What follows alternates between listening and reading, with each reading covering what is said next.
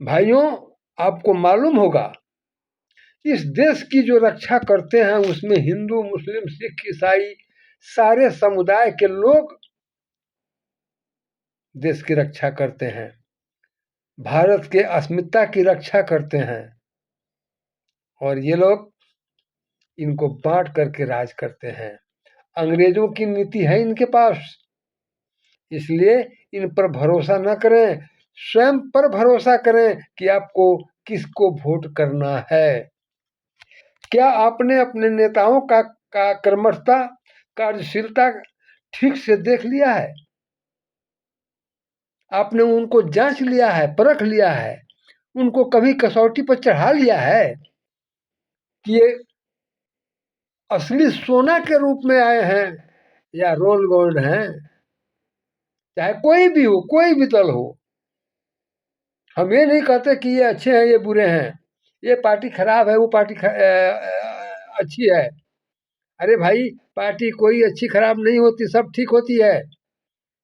खराब होते हैं, और उस पार्टी को अगर दूषित करता है तो उसके अंदर के उसके नेता करते हैं।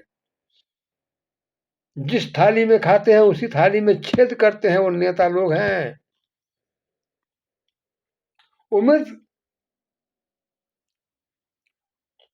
उम्मीदवार लोग जो हैं, चुनाव करते समय इन्हीं बातों पर, उम्मीदवारों का चुनाव करते समय, माफ कीजिएगा, अपने नेता का चुनाव करने के लिए आप किसको अपना मत देंगे, इसके लिए आपको ध्यान देने की जरूरत है।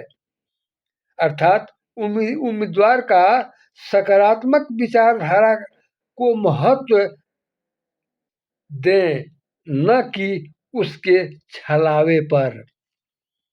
यदि कोई भी व्यक्ति है, एक बार गलती कर गया, इसका मतलब है कि वह फिर गलती करेगा। उससे आप हटिए, दूसरे को मौका दीजिए, दूसरे के पक्ष में मत दीजिए। आप उसका चुनाव करें जो आपका आवाज बन सके, झंडे का नहीं कि फलानी पार्टी बहुत बड़ी पार्टी है, फलाना ऐसा है वैसा है, इस आधार पर मत कीजिए। आप उसके महत्व पर, अपने महत्व पर ध्यान दीजिए कि जनता के लिए कौन नेता सही है, उसके छलावे पर नहीं जाना है।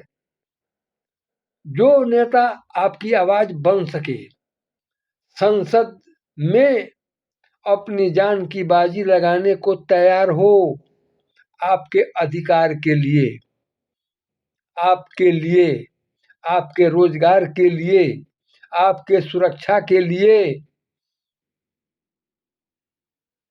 सामाजिक न्याय के लिए। आज बेरोजगारी सबसे बड़ी समस्या बनी हुई है। क्यों बनी है ये बेरोजगारी इतनी बड़ी समस्या? जितने पद रिक्त हुए उन पर भर्तियां नहीं हुई, तो बेरोजगारी की समस्या बढ़ेगी नहीं। जनसंख्या बढ़ रहा है इतना, एमपी नेता लोग बढ़ रहे हैं इतना, एक जिला में 3-3 संसदीय चुनाव क्षेत्र बन गया, 3 जो एक एमपी करता था वो 3 एमपी अब करते हैं, तो रोजगार का अवसर दुगुना तिगुना नहीं होगा। ये सिर्फ उन्हीं के लोगों के लिए है।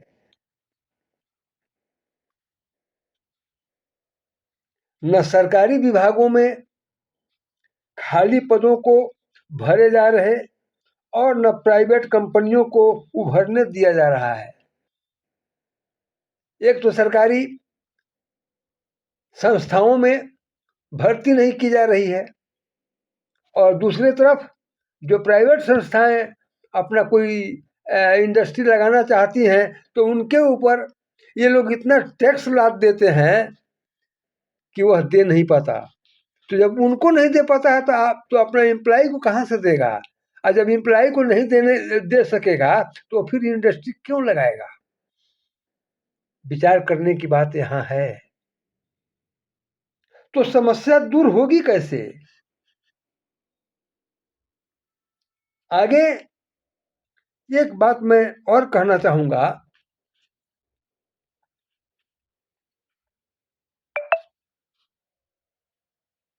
कि ये जो लोग हैं, चाहे परिवारवाद से आते हों, चाहे अपने आप को बहुत बड़े तिस्मार खां समझते हों, लेकिन जो लोग वन मैन इंडिया बनना चाहते हैं, वन मैन इंडिया बन करके सरकार चलाना चाहते हैं, देश चलाना चाहते हैं, उनको समझना चाहिए कि उनके अकेले के बूते पर, उनके अकेले के बल पर यह देश नहीं चलता है। इस देश को चलाने के लिए देश के हर नागरिक का सहयोग होता है, हर नागरिक का योगदान होता है, तब देश चलता है। देश ने यदि आपको अपना नेता चुना है तो समय आने पर वह आपको अपने इस अधिकार से आपको वंचित भी कर सकता है, आपको उस कुर्सी से हटा भी सकती है ये जनता। अब आपकी जुमलेबाजी नहीं चलेगी, किसी की जुमलेबाजी नहीं चलेगी, चाहे कोई भी नेता हो।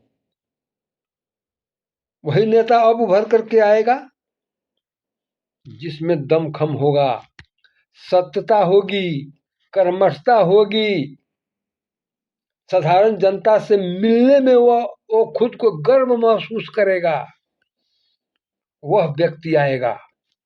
और हम मतदाताओं का यह परम धर्म है कि ऐसे ही उम्मीदवार का चुनाव करके और संसद में भेजें।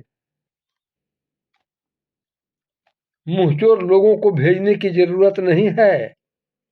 मित्रों, आज मैं इन्हीं शब्दों के साथ आज के एपिसोड का समापन करता हूं। फिर अगले एपिसोड में इससे आगे की बात बताऊंगा। जय हिंद, जय जवान, जय किसान पार्टी। हाँ, एक बात मैं और आपको कहना चाहूंगा कि इस देश में सारी पार्टियों के अतिरिक्त आपकी अपनी भारतीय जवान किसान पार्टी का निर्माण हो चुका है और बिहार में भी कुछ सीटें आ रही हैं। हमारी बात जितने फौजियों तक पहुंचती हो, आप उन्हें जिस तरह भी हो सके उनका सहयोग करने का संकल्प लें। इसी में आपकी, हमारी और भारत के गरीब जनता की भलाई है, दूसरे जगह नहीं। और अगले एपिसोड को देखने के लिए आप इस चैनल को लाइक और सब्सक्राइब जरूर कर लें और याद रखें, रोज रोज यह नया एपिसोड के साथ मैं आपके समक्ष उपस्थित होता रहूँगा। जय हिंद, जय भारत।